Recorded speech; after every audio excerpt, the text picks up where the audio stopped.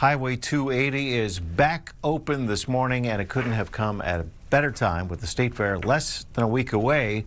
280, of course, the main gateway for the fair. That's been shut down for several months. And joining us right now, Chris Bauer, a MNDOT North Area engineer. Chris, thanks for joining us on this Friday. Good to see you. Appreciate it. Thanks for having me here today.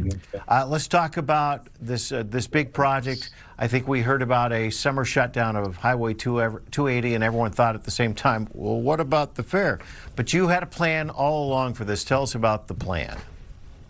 We had a plan. So we had a lot of work to do on 280. We had a lot of road to resurface, a lot of bridges to repair. We've been working hard since April to get all that work done, and we're really excited to announce that 280 is open today in time for the State Fair.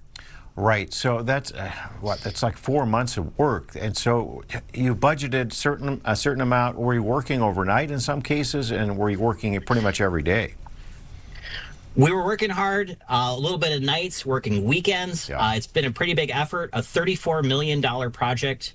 And again, really appreciate the patience of the public dealing with the detour to this point. And again, we're very excited that 280 is open today, in much better shape than it was before we started. Is it just part of the wear and tear on 280? And we know it gets, of course, a lot more use for the 12 days of the State Fair, certainly. But is it just kind of we know it's a big thoroughfare and a lot of people use that area.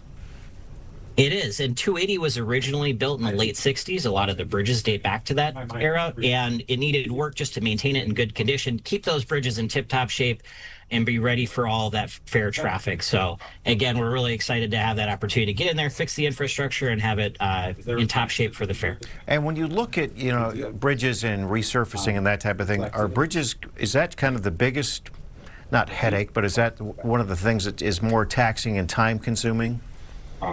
The bridge repairs were the most time-consuming part of this project. You don't really notice it when you're driving, but there's actually about a half mile of 280 is actually on a bridge over railroad tracks and other features in the area, and those bridges take a lot of time to replace. It's a lot of manual labor going in there, hammering out all the loose concrete, fixing all the joints, and that's been the biggest time constraint. And being able to close the road fully allowed us to get in there, get that work done faster. It's the only way we would have gotten this thing open in time for the State Fair. Right, so a little hardship for a few months for people, but now we're ready. And so when this all was taking place, was MnDOT, were you in contact with State Fair folks to tell them about the timeline and how things were going to go? We've been coordinating not with just the State Fair, but the University of Minnesota, yep, Metro Transit, the cities, the counties, coordinating with other projects in the area. This has been a huge effort to both plan for and then execute. And even during construction, when we were aware of issues, we worked with our city and county partners to try and adjust signal timing and fix other issues. So it's been a huge team effort getting to this point. And yeah, with all that coordination, now we were able to successfully get there and address the biggest issues that came up during construction. Right. So now the work, Chris, is close enough to open the lanes during the fair, but it's not quite done yet, and there'll be some closures after the State Fair. Tell us about that. Not quite done. There's still a couple loose ends to tie up, but to be clear, 280 will remain open for the rest of the year. So all of the remaining work we can do with single lane closures. The days of 280 detour are done, and again, we appreciate everyone's patience. Just a few more lane closures after the fair to tie up those loose ends. Right, very good. All right, before we let you go, Chris, we have to ask, what's your favorite food at the State Fair?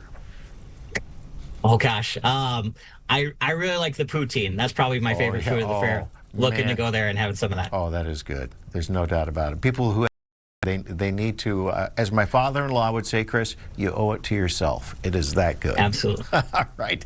Thanks so much for taking time out, and all the best to you guys there and your hard work. We know it's appreciated.